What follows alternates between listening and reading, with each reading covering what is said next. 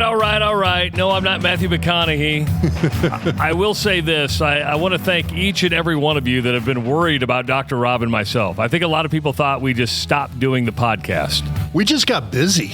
We did get a lot of life change stuff. A lot of life change stuff. So, and just to let everybody know, we've been getting about 5-6 emails a day.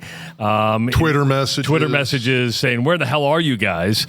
It's been a while. I mean, March 23rd was the last time we did a podcast. Now, that was with Adam. That was with Adam Carricker. Yep. And shortly after that, my mom passed away. And I wasn't prepared for that. So she died, I believe, on April 13th. And that just kind of threw my world upside down, right? I'm the executor of the will.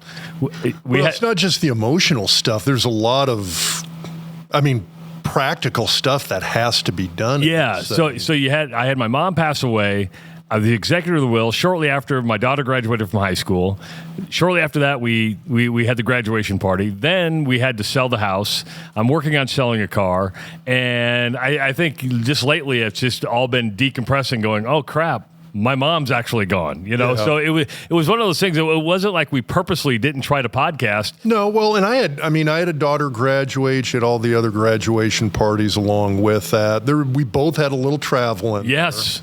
So, by the way, how the hell? Because Rob and I actually, since March 23rd, the last time we were here when we talked to Adam Carricker, we've only seen each other once since then, and that was at my daughter's graduation party. I couldn't even make it to Piper's because I think we were out of town then. Yeah. And you guys had a wedding, I think, if I recall. Yeah, we had a wedding we had to go to. So this is only the second time I've seen you since March 23rd. What the hell you been up to, man? Oh, man. Well, kind of all the stuff we've been talking about. Work's been good. It's been busy, but it's been good. Why is it busy now? I would have thought with, lack of high school sports going on, but still people need hips, knees, everything else. You've got all of that going on at the same time as well, too. So I'm with Ortho, Nebraska, so it's a great place. It's an expanding practice. It's a busy hospital. They do an amazing job, so it's kind of a...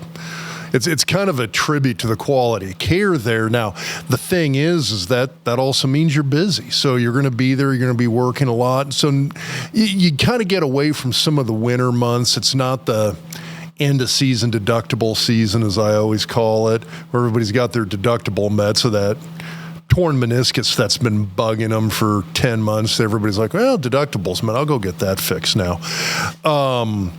But you've got a lot of sports stuff. I mean, you look at the high school level, even the youth level, every sport essentially goes year-round. We're kind of now moving into an era which I didn't think we would ever really see, where football is now a year-round sport. Football is? Football. Explain this to me, because I know, Steve Warren has the Warren Academy, and they're doing stuff like that, but I'm the 7-on-7 leagues go year-round. I did not know that. Yeah, and now you're also seeing, and again, year-round training. Now, everybody's done year-round training, but a lot of organizations like Warren Academy, they do year-round position-specific training, so you can get together with their coaches and do lineman drills the bulk of the year. I did not know any of this. Yeah, so the 7-on-7 especially, so they have 7-on-7 indoor league all winter. How different would your life been if you would have had football year-round? It would be kind of interesting because one of the things that I kind of used to set myself apart, I was like this old school gym rat, weight room junkie. Like all winter long, I lived in the weight room. I was running bleacher steps in the gym. You gave me a workout to do, I was going to go do it. And so there was nobody stronger than me. I was 275 as a senior in high school. I could bench probably mid-high 300s. I'll say 375, probably pushing 400. In high school? Senior in high school. And so now everybody does that. I would argue my kids' high school, so they went to Omaha West Side, has a weight room that darn near, in terms of the quality and amount of equipment, rivaled what we had at Nebraska in the early 1990s. And at that time, Nebraska had the premier weight room. Yes, 100%. Still does to this day. But I mean, every high school's got that. Every Class A high school, you go to most of the Class B high schools, the facilities are amazing. So the opportunity is there, and a lot of these high schools now do year-round training. If you're not playing another sport, the expectation is you're working out with your team, whatever that sport is, year round. So on my radio show, which if you would like to listen to, you can just go to the TuneIn app. It's a free app. Just search The Rush Radio, and there'll be a little thing that comes up. You'll see our logo. It says The Rush with Travis and Ross. We had an orthopedic surgeon on the other day, Dr. Jason Sullivan from the DeMoss Orthopedic Centers. And, I was just asking him about youth sports, and I wanted to get your take on this. And this was a rabbit hole we did not plan to go down, but you kind of brought it up, is that he still suggests take 3 months off, go on your family vacations, don't do year-round stuff because you're only adding to your possibility of injury. I think it depends on how you're doing it. I'm okay training year-round. I trained year-round back in the 1980s. So there's a difference between training and actually just playing and focusing on one sport. Now, I did football, I did track, so I had other stuff in there to kind of break it up. And when I trained, I was trying to be really proactive about this. This was back in the era of when cross training was coming out. So everybody was like, hey, when you're doing cardio, don't just go run. Go do stadium stairs, go jump rope, hop on a bicycle, go for a 15, 20-mile bike ride. Go play another sport as a form of training. And so you saw guys doing that even in the 1980s. What gets people in trouble, and I think what the surgeon was talking about there, is if you're focusing on only one thing. If you're a baseball player and you're working on throwing drills, if you're a pitcher and you're pitching year-round, somewhere in there you need to take a break. If you're playing soccer and you're playing soccer year-round, 100% possible to do. If you're playing volleyball, you're playing volleyball year-round. Again, 100% possible to do. You got to switch things up a little bit. I mean, I know one of the examples that I think is kind of an interesting one. In volleyball, for instance, what you see a lot of the hardcore college-bound athletes, they do the beach volleyball circuit spring, summer. And so I had a niece who plays college volleyball at Arizona State. And so she would summer would hit and she would they would go hit the beach volleyball circuit. And it's super competitive. It's maintaining and building skills, but it's a different type of movement. When you're on sand, it's completely different. It's a different kind of wear and tear. It's a different kind of stress put on the body. It builds it builds strength in a different way than playing on a court does. And so you've got to have some kind of change up like that in there if you're going to do sports year round. Well, let's bring up your daughter who tore her ACL. Now she played it or tore it doing a powder puff. It was a charity flag football But game. she was wrestling a lot. Do you think that added to maybe the stress on the knee? I don't think it did. Well, the thing I would throw in there is a lot of the stresses you see in wrestling are the same stresses you see in football. I think she probably had some other issues in terms of joint hyperlaxity. These are the people who are like crazy flexible. And what that does, it's great for a lot of things athletically, but it also means there's kind of some additional stresses that get put on the joints. Your joints are going to move, twist, and turn in ways they maybe shouldn't because there's more give there. And so the tendons and muscles have more flexibility and give. The ligaments may not. And the ligaments are what's holding the bones together. Tendons hold the muscles to the bones. So the tendons and muscles can have that increased flexibility.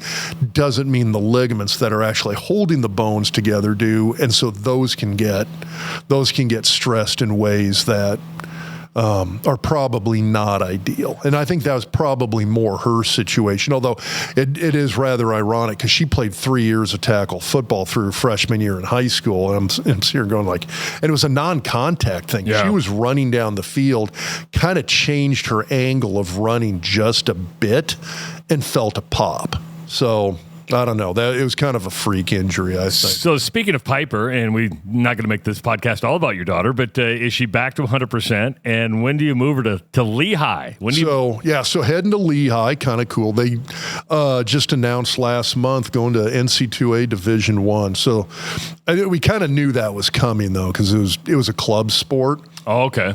So they'd had a club sport there for, I think it was either 3 or 4 seasons. And they went like within about a year and a half, 2 years ago, they went and hired a coach that it's a known coach within the wrestling world. So this is one of those things where it'd be like a college club flag football team suddenly going and hiring Bo Pelini or Matt Rule to be their football coach. All of a sudden you're sitting there going like, wait, why did this club team hire? Oh, they're moving up big time. And all of a sudden they start signing big name athletes. This was a year prior to last season. They signed a gal who was a U.S. Olympic team trials runner-up. And all of a sudden, and it's all these other high school All-Americans they're signing. You're sitting there looking at them going like, okay, why is a club team signing the equivalent of 4- and 5-star recruits? And why did they hire this name coach? And all of a sudden you're sitting there going, oh, they're moving up. They're going to be an NC2A team here in a bit. So when do you take her to? Mid-August. Mid-August. Yeah, all it's right. the third week in August. So, we take Greta to Savannah, Georgia, not till September. So we're lucky that way. You and I are going to have a lot in common. We're going to be empty nesters. Are you? It's going to be weird. I told Owen and Lizzie on the way out here, I go, your mom and I haven't been alone since 1996. Yeah, you got Owen and Lizzie in town, though. That's true, but I don't know if they're going to be so eager to come over and hang with us. I could be wrong. I hope Lizzie will come hang with. Well, no, because Greta's not there anymore, so I don't know if anybody's going to come hang with us anymore.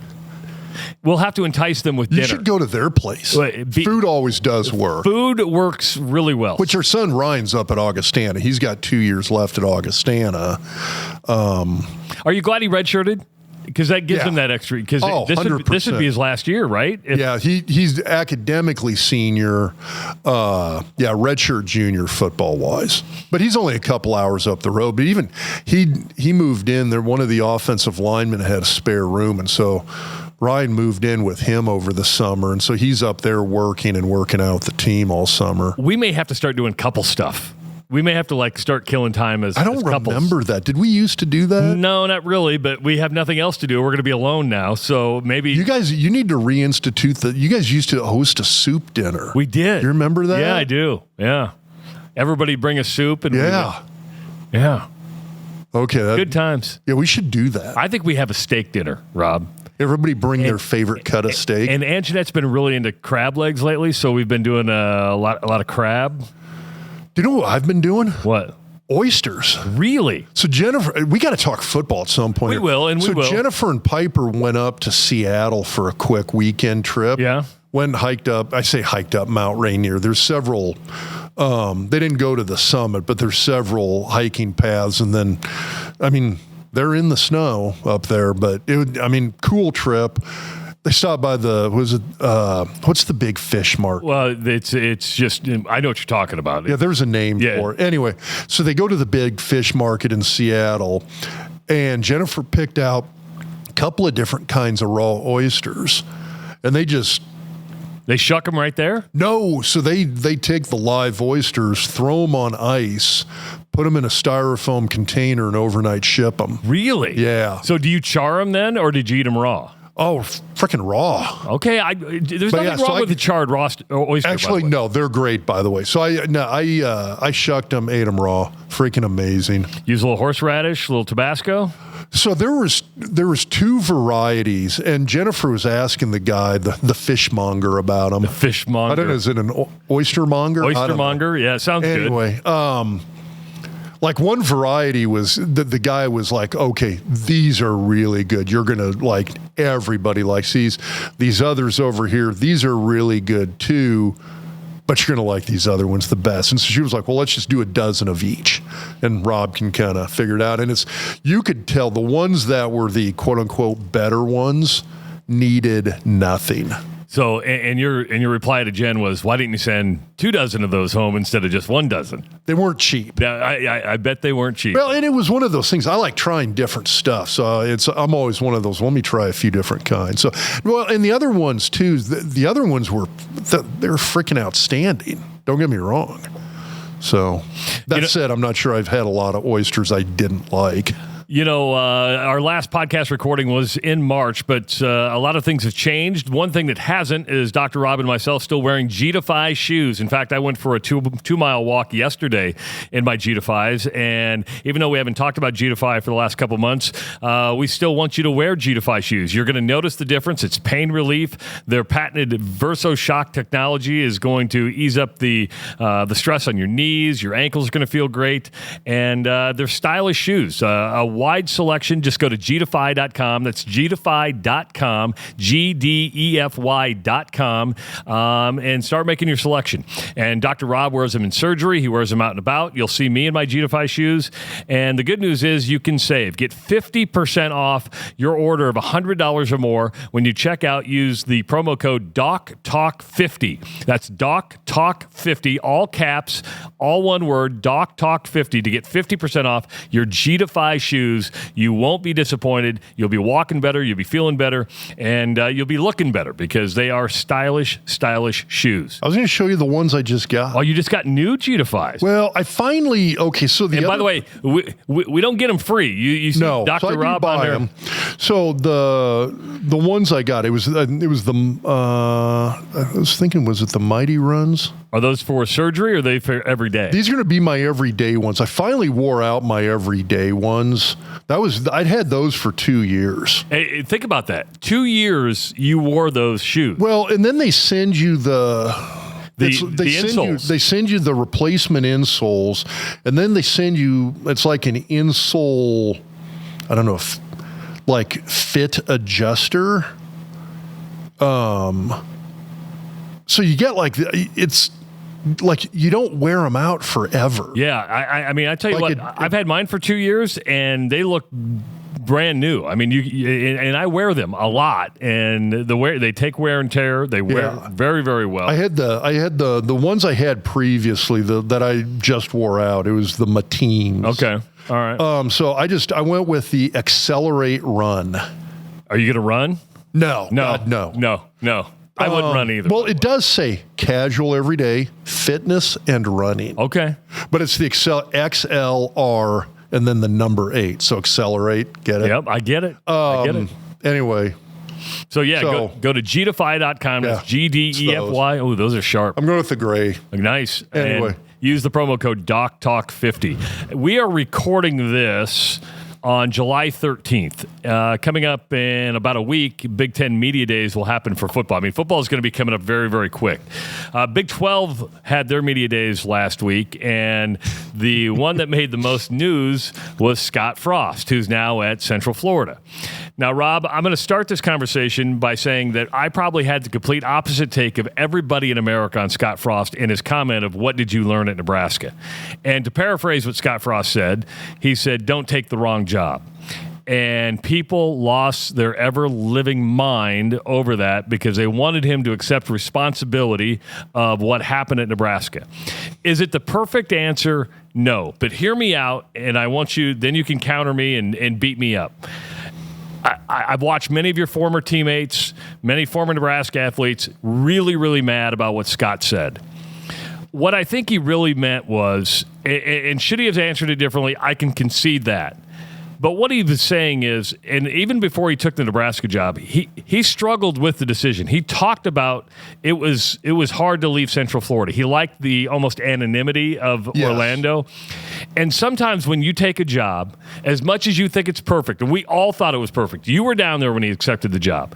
Sometimes it's just not the right fit. And the truth is, it was not the right fit for Scott Frost. Let me add to this. Was Scott Frost the problem at Nebraska? He was part of the problem, meaning the bigger part of the problem of Scott Frost was dysfunction within that athletic department, starting at the top with Bill Moose. I will blame Bill Moose for a lot of stuff that happened, meaning you never held your coach accountable. You were never on site. You officed out of your ranch in Washington, and then it was like Lord of the Flies. When you're not holding anybody accountable, shit just starts going everywhere. And that's what happened with Scott. Was he a great coach at Nebraska? The answer to that is no. I don't wish him not success at Central Florida. I hope he succeeds. But at the end of the day, I thought what he was saying is, listen, what I learned is the grass isn't always greener on the other side. He talked about how Tom Osborne was pulling him in a different direction, and he felt that loyalty to Tom. So two things can be true at the same time, is that he took the wrong job. It wasn't the right fit. It would have been nice if he would have said, you know what, I didn't succeed like I want. I feel bad. I let a lot of people down. Sure.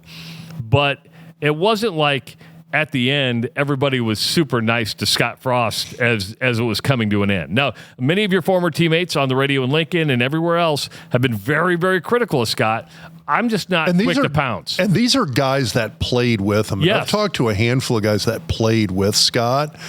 My brother was the starting right guard on those teams. Was he pissed at what he said? I'm going to leave him out of it. Okay. He had some things to say, but I'm going to kind of leave it at that. Read between the lines. So which I put that out there as a go ahead and read between the lines. So there's okay. You know how you said there's more than one thing can be true at once. So I kind of look at this as okay, I'm going to call it, I never played Dungeons and Dragons, but the gamer dice? Yes. Where they've got like freaking 14 sides to them? Yeah. Okay. That's how many, that's like this situation. There's more than one side to this, and there's multiple sides. So kind of and this is how I'm looking at it. Number one, and I'm going to say this right off the bat. Yeah, he does a horrible job of pointing the fingers at everything but himself. There has not been a ton of accountability. I would agree with you in that regard. And when you're the head coach, some of it does fall on you. Some of it does. I mean, a lot of how things go do depend on the how you do things, why you do things. It can't just all be these external situations, these exterior factors that played in that caused things to go the way they went. And if that's the case, what Scott's basically saying is, hey, anybody who was in there would have failed. And I don't think that's the case. I don't think that's the case either. So what was it not ideal? 100%. And then you have, so 2018 was his first season. I'm trying to think. I believe so. 2018 was year one. 2019 was year two. Going into year three, that whole year kind of got kiboshed by COVID. That was just sort of a weird dynamic for everybody. And so you've got factors like that did play into it. He did have stuff working against him. Totally understand that. The point you made about him maybe not wanting to be here is very true. Go back to coming out of high school. He was like, I'm getting out of Nebraska. I don't think he ever really truly entertained going to Nebraska coming out of high school. I think I knew some Stanford guys who played with him. They said he was not a good fit there. They said as a player, he was not a good fit, and they said it was a personality thing. He's quirky at personality. I will say this, watching him at the Big 12 Media Days, he had almost a sense of relief about it. I mean, he smiled. Yeah. He had this like weight lifted off him. And listen, it could be a fishbowl in Nebraska. Absolutely. Big fishbowl. 100%. And if you're not ready for that, and I shouldn't even say not ready for it. It's not like Scott didn't spend Two seasons as a starting quarterback at Nebraska. That's a hell of a fishbowl. An additional year as a redshirt. He spent 3 seasons playing and working in Lincoln on that football team. It's not that he wasn't ready for it. He didn't like it. There's a difference. He was ready for it. He knew exactly what he was getting into. He didn't like it. It's just not his world. That's not his thing. But that goes back to coming out of high school. Coming out of high school, he was like, I'm getting out of here. Now, maybe the motivation was more, hey, I really think I can be a good quarterback at the college and potentially NFL level. I'm going to go and get coached by Bill Walsh in college football. That's my best chances to develop that pathway. Now, I think he got there and Bill Walsh was like, shit, you're a safety, dude. And he was a good safety. He was a great safety. Bill Walsh even said, I remember there was a quote at the time, he thought Scott Frost had the mind and the athletic ability to be as good as Ronnie Lott, which is pretty high praise. But so you got him wanting to get out of Nebraska and maybe not liking Nebraska. Now, granted, this is right after it happened. A teammate of mine, not somebody who played with Scott, but a teammate of mine who knows Scott. And if you've heard me talk about this, you'll know who it is. Again, I want to keep some of the names here from being publicly put out there at this time, just because I don't want. You didn't get permission to give their name. Let's put it that way. I'll say it that way. Remember right after he got fired, Scott went down and was one of the assistant coaches for that.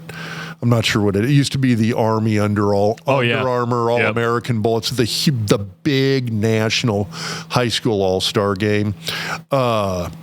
Scott was one of the assistant coaches for that. Former teammate of mine randomly runs into him in Texas when he's down there for that. And they're just chatting, and he asked Scott, hey, what are your plans? What are you going to go do? Or I think the way he phrased it was, where are you going to go? And he said Scott's reply was, anywhere but Nebraska. I hate it there.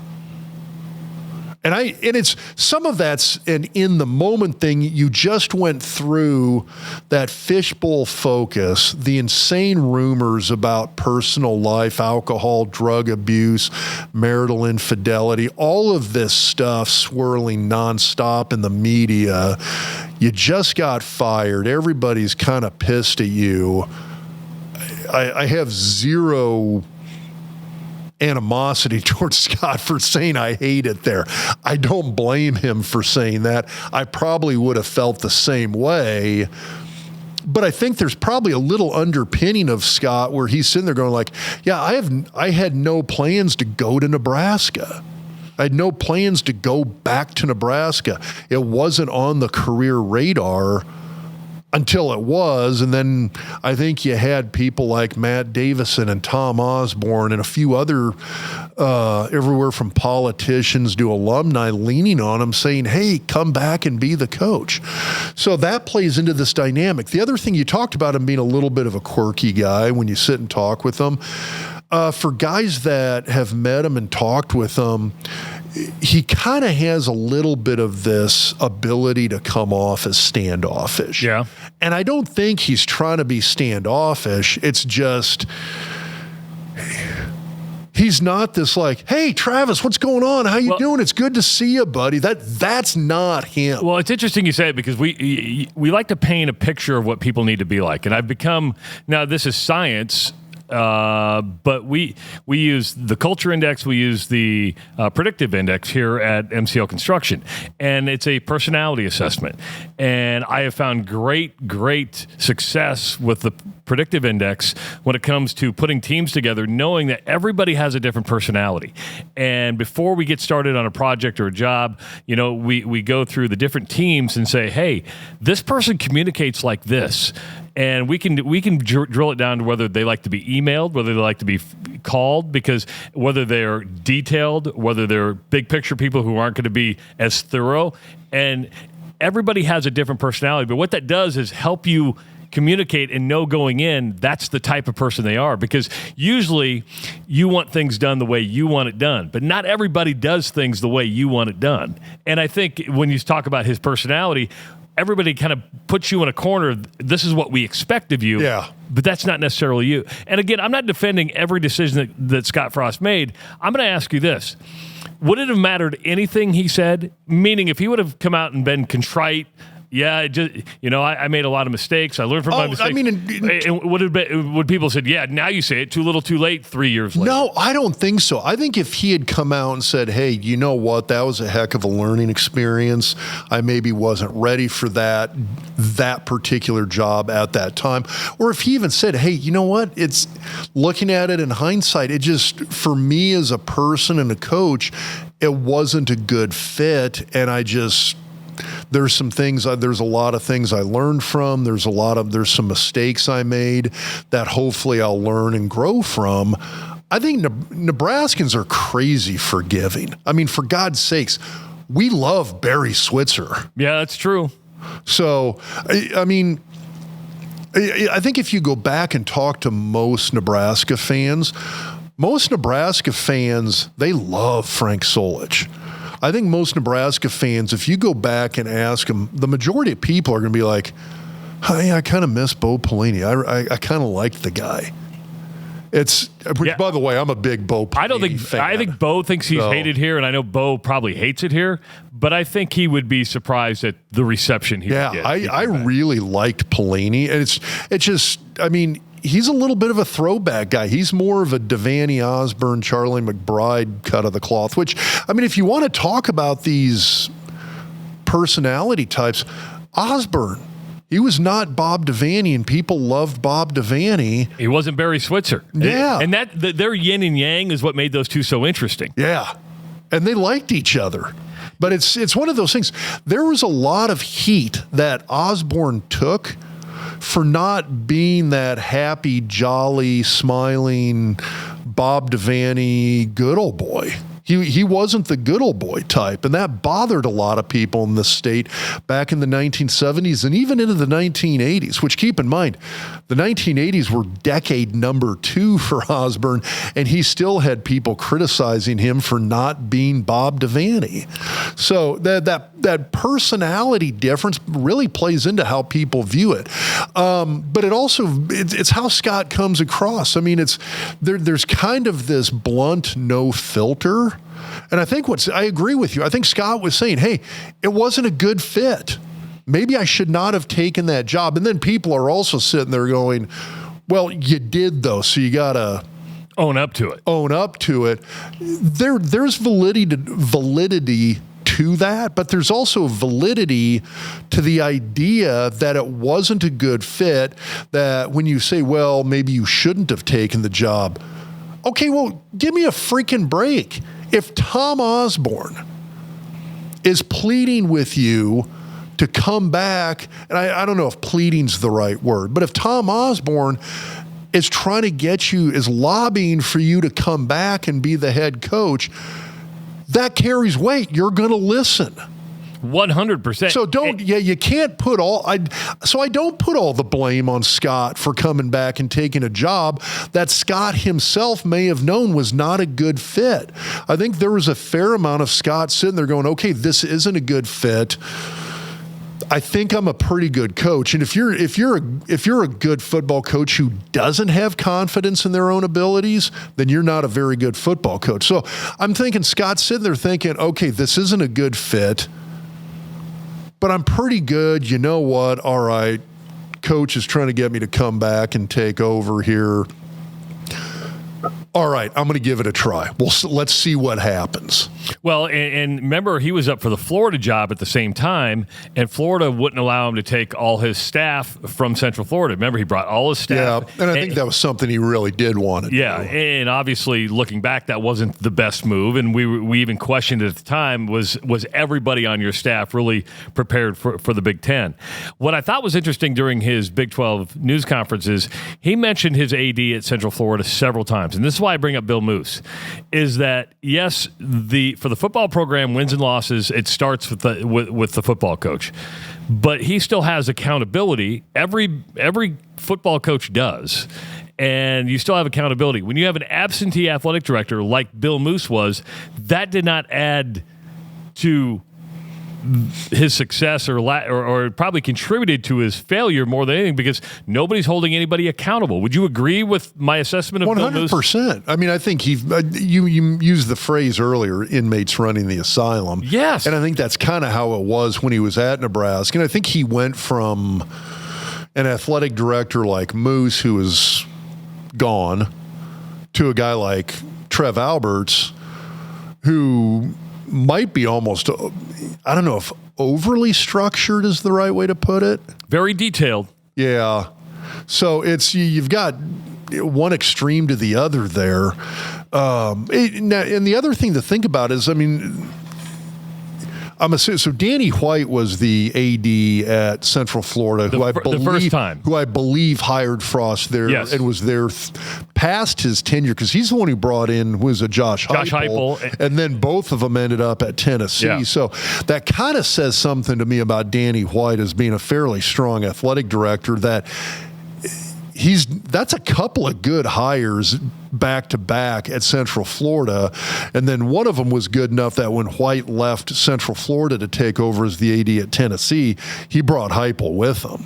Again, who's had a lot of success thus far at Tennessee. So I think that says a lot about the leadership that Frost had, at least first go around at Central Florida. So he's used to somebody who seems to be a very strong, very good leader helming that department. Well, and even leaders, like a football coach, want accountability. They want leadership from the people they answer to. Because if they don't, they're like, oh, I'm just going to do this on my own, and then things can go off the rails. Again, I know people are going to be tweeting at me. They're going to be commenting on this. Well, I'm not. I agree with you, though. Yeah. That's the thing. I mean...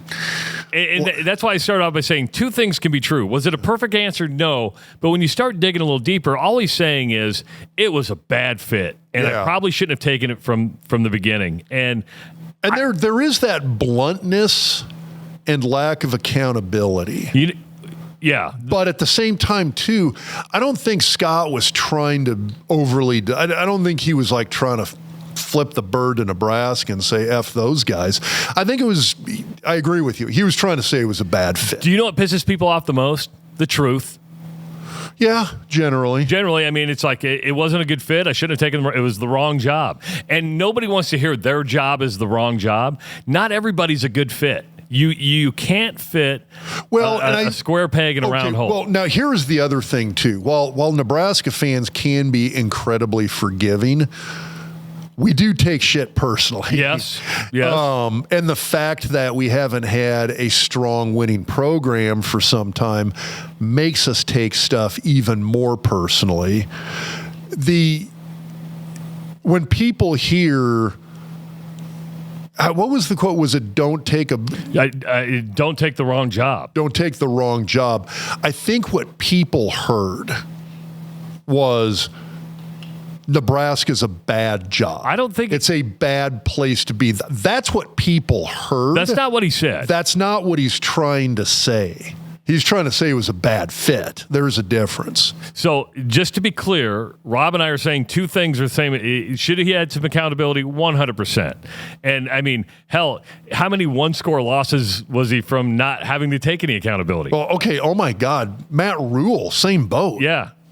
So there's a lot of one-score losses in there still. But the difference between Rule and Frost is that personality. Yeah. Rule's a connector. Scott's not a connector.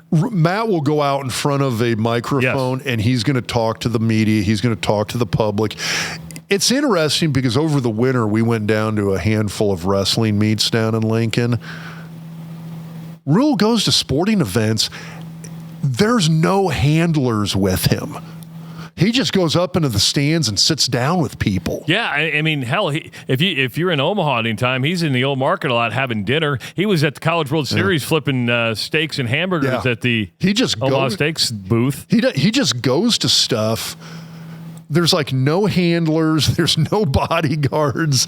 He just goes out and hangs out with people. Yeah, he assimilates into the crowd, becomes one of them, and that's an enduring quality and why people like him, and will have a much longer leash. You were never going to see that with Scott. Scott did not like crowds. He did not like a public eye, which again, Tom Osborne didn't really either. Bo Pelini definitely didn't like that. So there's coach. It's not like you can just hang that on Scott as a singular trait that we've never seen here before. We've seen that before. It's just Osborne won a lot of games. Bo Pelini won a lot of games. He never won less than 9 games when he was at Nebraska. Scott Frost did not win a lot of games. So when they have the 40 or 50-year 1997 national championship reunion, Scott Frost come back? That might be a little interesting because, like I said, it's some of the heat that I've talked to with guys about this.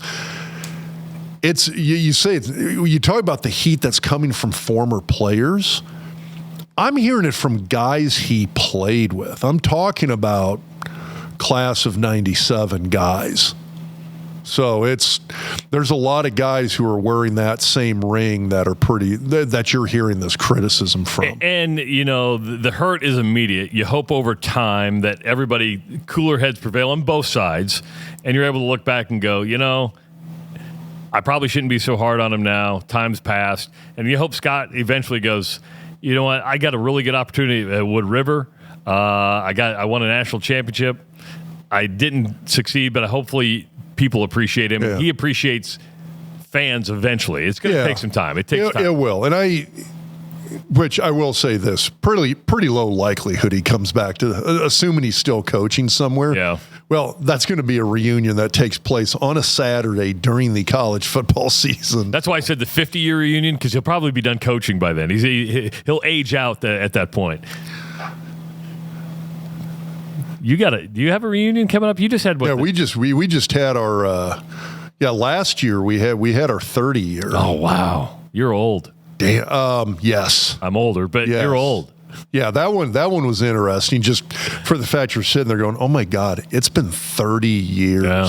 And time flies. And I do believe they've got a 95 one scheduled this fall. So, oh, cool. So that'll be good.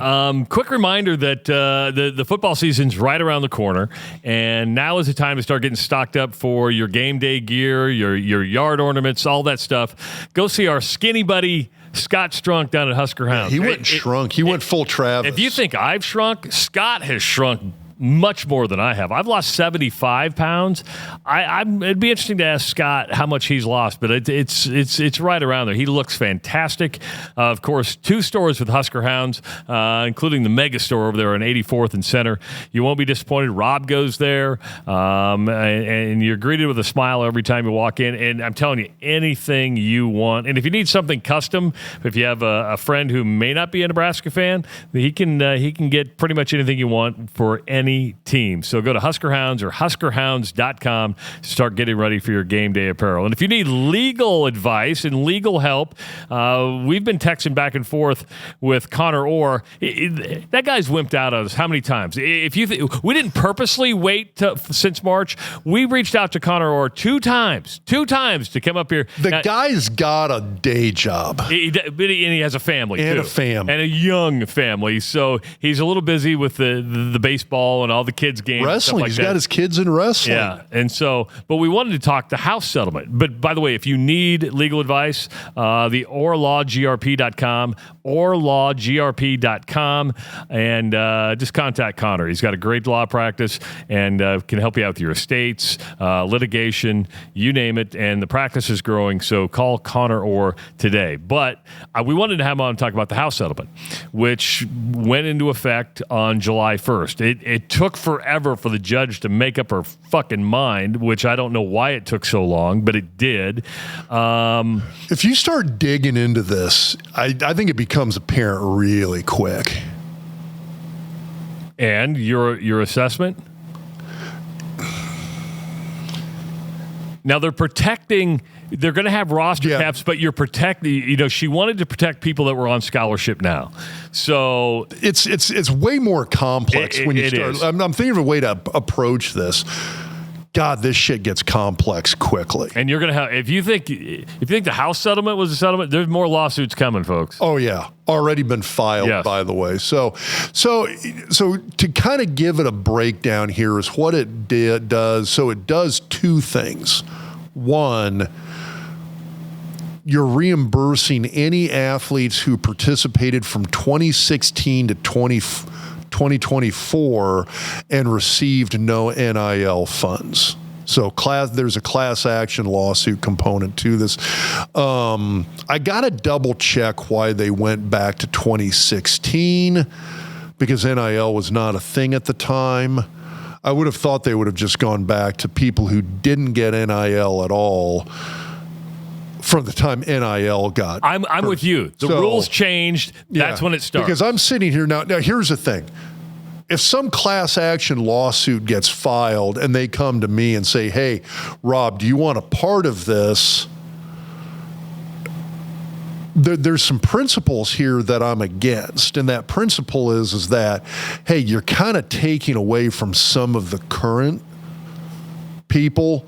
If I take money to reimburse myself for NIL I didn't receive back in the 1990s. I played in a different era. I played it under a different set of rules.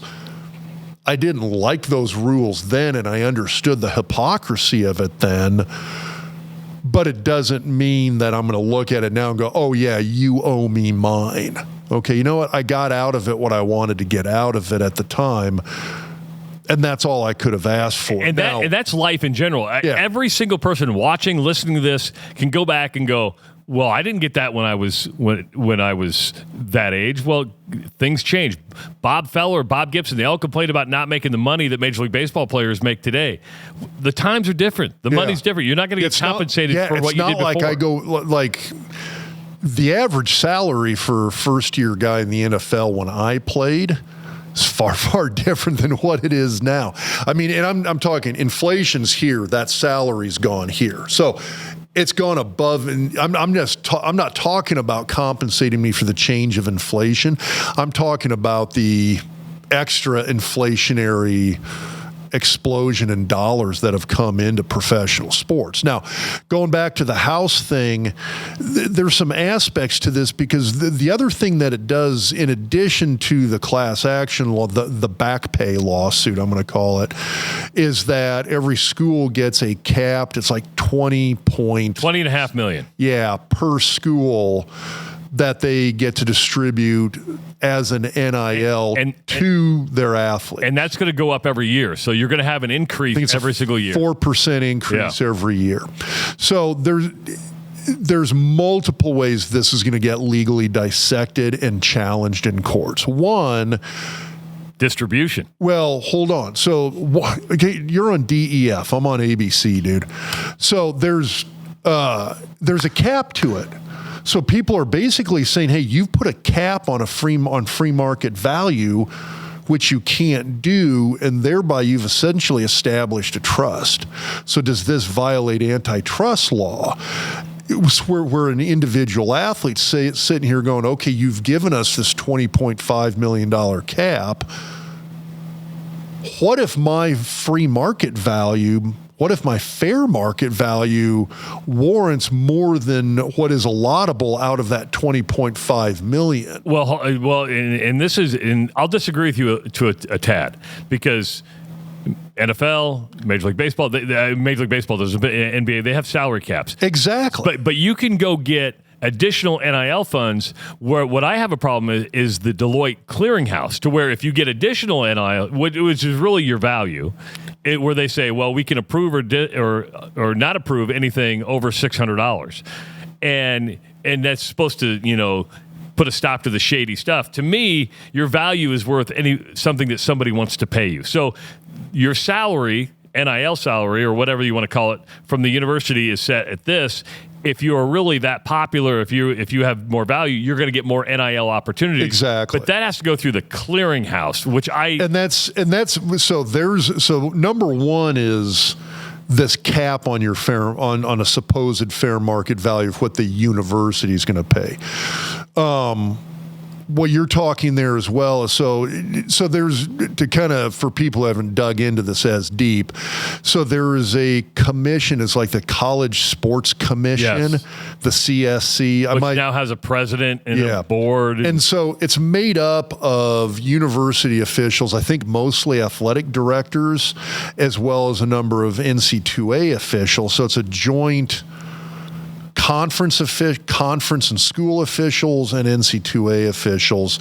And the idea behind it is that like you said, for anything above, what was it, $600? $600. They can evaluate, and you're subject to their approval on all NIL deals. So they establish an individual athlete's fair market value is.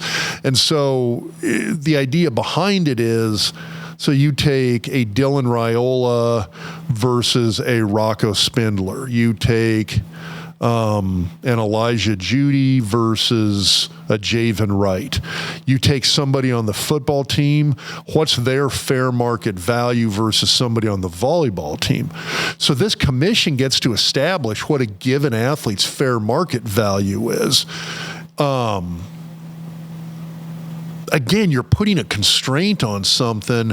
Now, what's interesting here is I think it was the ACC sat down. So, and this is run through Deloitte. You mentioned that. So the accounting firm Deloitte helps establish this fair market value. They ran through last year's individual athlete NIL deals. Deloitte came in and did all of the NIL deals, audited all of them in the ACC, and discovered, I think it was something like all but 17% of them. It was some number ridiculously low number. Only 17% of them conformed to the fair market value. So literally, you're talking 83% of the deals out there that guys in the ACC got last year would not have been approved. But who decides fair market value? Well, apparently the CSC and Deloitte do now. And I don't like that. And so, but that's the thing. You've got another thing where now, again, is this in violation of antitrust laws that govern a lot of this stuff? Now, the other thing as well is you also talked about the distribution of it. So we're also sitting here with kind of a gray area. Are these employees? Technically, no. Or are they, well, if the university is paying them. Well, but they're not yet. And it's funny because if you're watching this on the 13th, or you can go back on the YouTube channel, The Rush with Travis and Ross, I had Iowa Athletic Director Beth Getz on me, and I asked her this question exactly. I said, because Mike Gundy brought it up at Big 12 Media Days is, let's just make them employees. And so I asked Beth Getz, and she's like, well, it's a bigger issue because, you'd have to do this all at Division I, Division II, Division III.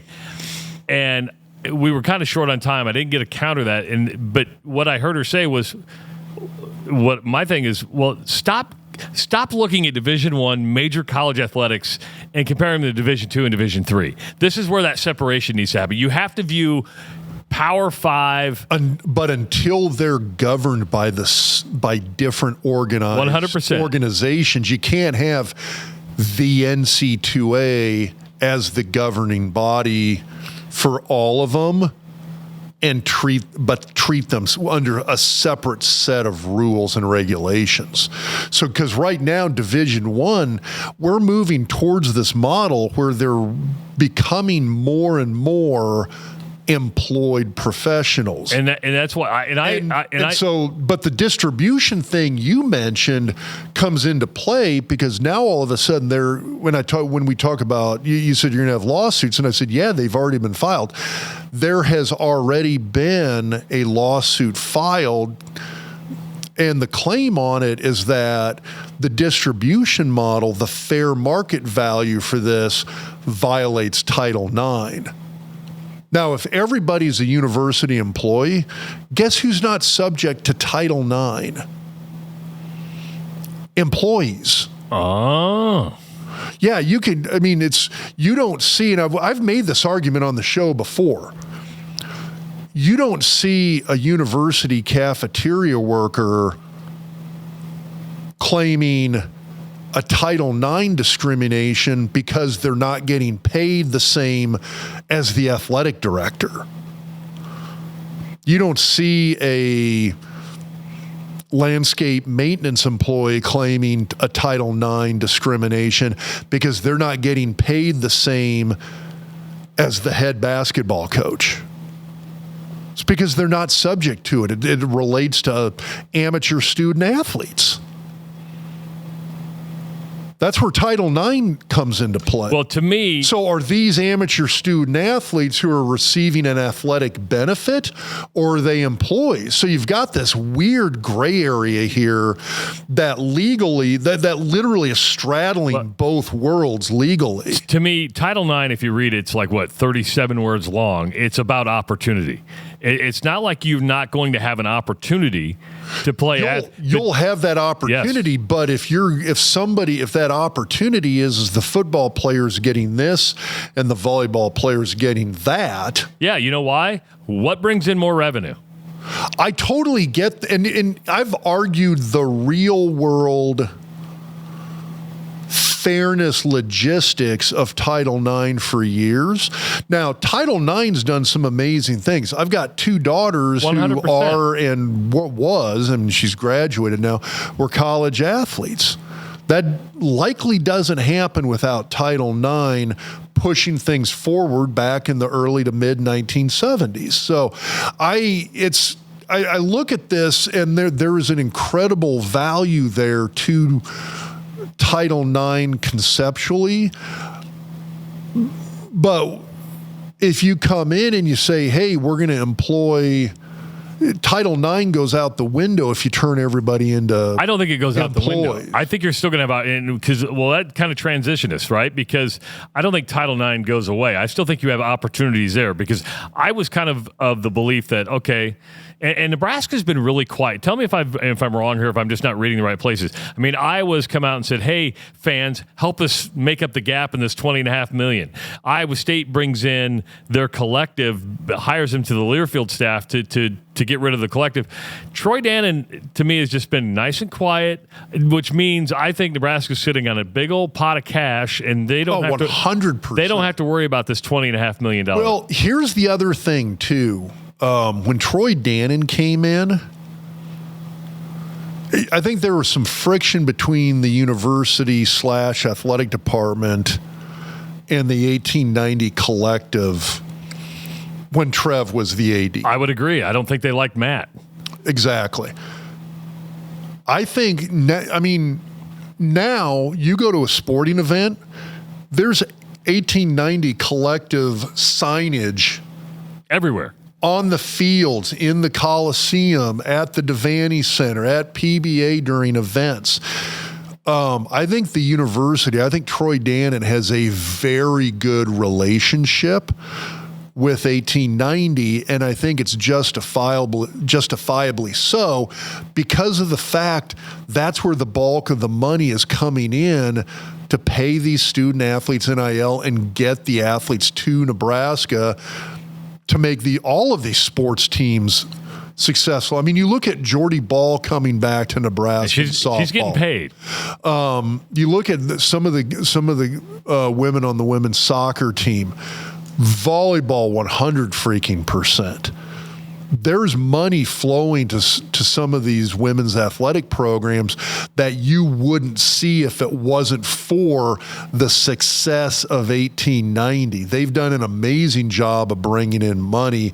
And if I'm Troy Dannon, I want to have a good relationship with 1890. The big question is, does the 1890 stick around, or do they move that in-house and become a different, because a lot of people are doing this with a marketing wing just to manage the money better, so you have a better understanding. So collectives will hold a place, but will they be in-house, much like Iowa State has done, saying, okay, the We Will Collective is going to Cyclone Sports Properties, and it's all going to be managed there. I mean, it's give you more oversight. Unless the rules dictate that has to happen, which I could see it moving in that direction. Yeah. Unless the rules dictate that has to happen, as long as the Nebraska Athletic Department and the university maintain a good relationship with 1890, I don't think it needs to happen, and I don't see it happening. Now, a lot of the reason I say that is I know who some of the money people are in 1890. They like running their own show. Yeah. They like being able to sit there, make the decisions, make the calls that they want to make. And as long as that relationship is good, I'm not sure I have a problem with that. But the difference now is that you have to run it through Deloitte. Their decisions could get rejected fairly quickly because you just don't get to hand out money without claiming it through Deloitte. And that's the reason when you talk about it took the judge forever to make that final decision. I'm looking at this going, if you really start looking at it and you start looking at the legal inconsistencies here, some of that's going to go away fast. I mean, this is the kind of stuff that's already been challenged. The whole Deloitte, we're going to set your fair market value.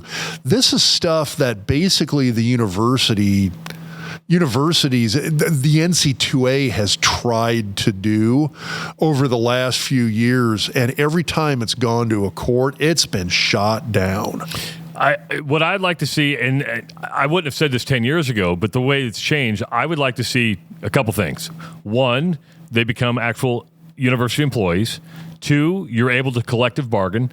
And three, transparency. I think what drives a lot of people nuts is the lack of transparency, especially when it comes to the transfer portal, when you're saying there's no guarantee, like, hey, this coach is offering me $3 million. But you don't know that. In the pros, general managers, they all know what's going on. There's no behind-the-room deals. Yeah, there's a paper trail that is very open, and the league itself is approving. Now, you mentioned collective bargaining. That's the thing that I think is kind of the I think that's the thing that a lot of this is going to ride on. I'm looking for a singular metaphor here for it. I'm not coming up with one, but I think that's the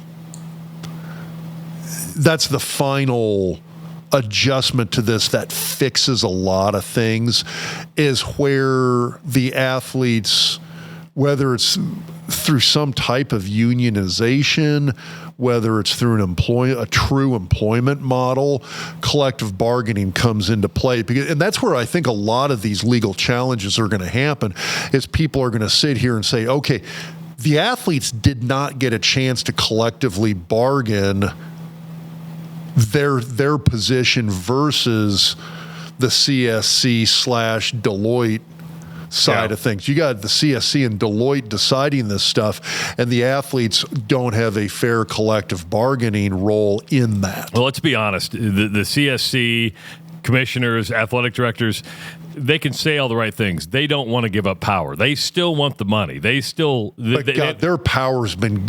When I look at the whole CSC... it's an arm of the NC2A.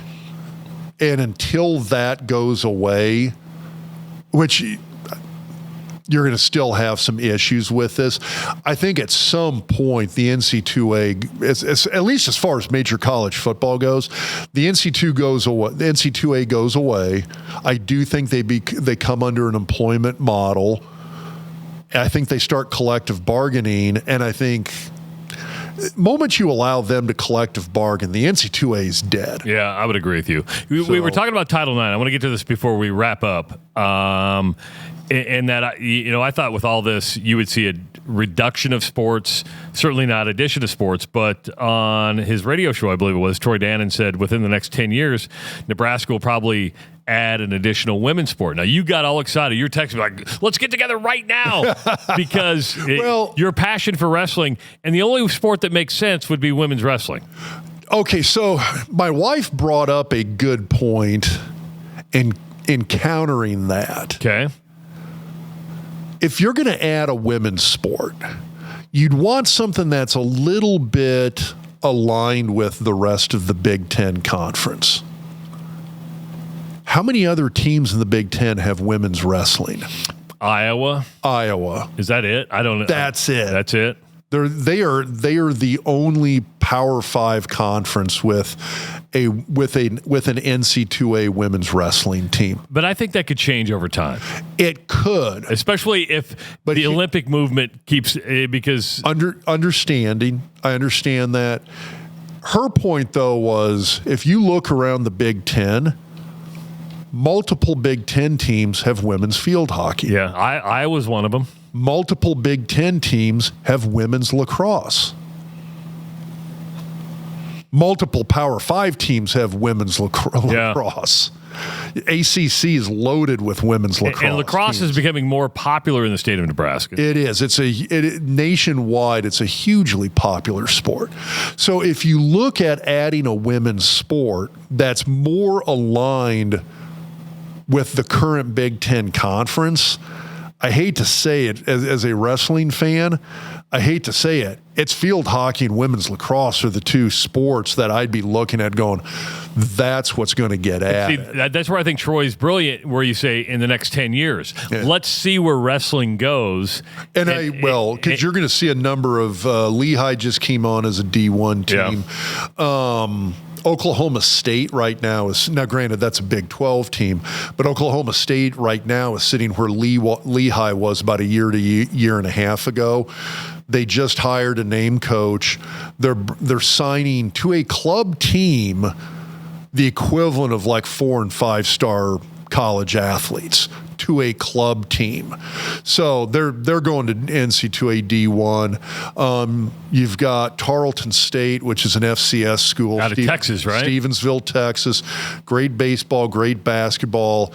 They're adding men's and women's wrestling, and with the plan is to jump in NC2A D1. Their women's club team just hired a former D1 college coach with a couple of national titles under his belt. So you're going to have more D1 women's wrestling teams, which I keep saying D1.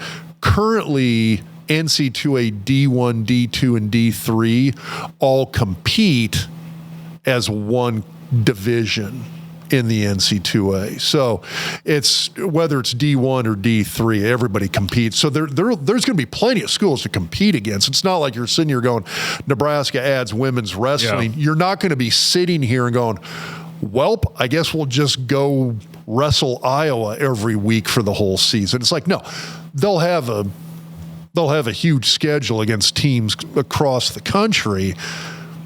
It's just, if you want to have a conference alignment with this, if Nebraska adds women's wrestling, they're going to be one of 2 teams in the conference with that sport. I don't think you need a conference alignment with it. I really don't, because at the end of the day, it would be a cheaper sport to put on than field hockey. It would. And your recruiting base can stay pretty much regional. I mean, field hockey, lacrosse, you're still going to have to go to the East Coast. You're going to have to spend a lot of... Here, you've got a number of good quality women's wrestlers on both Iowa, Nebraska. Well, and if you go look at Iowa, they recruit nationwide. So I think Nebraska would do the same. So I don't think the argument that I saw that got put out there was, it's a huge sport at the high school level in Nebraska. You see places like Grand Island where, I mean, there's a lot of other factors involved, but wrestling kind of helped kill the girls' basketball program at Grand Island High School. They filled a varsity team last year. Yeah, so it's crazy. I think Nebraska's still going to recruit nationally if they go that route. The other thing I want to add to that argument is that when Troy Dannon said it, he said, eventually, and you mentioned within the next 10 years. We asked Troy this question when we interviewed him, and I can't remember if we did it on air or off air, but we asked him about women's wrestling, and he was very, he goes, anytime soon, I don't know, but he also said, anytime soon, probably not adding any sports. Yeah. Well, you have to navigate the landscape of what this is going to do financially. It is. And so you've got to look at things that eventually, when he said eventually, there's a lot of power in that word. That could be a long time from now.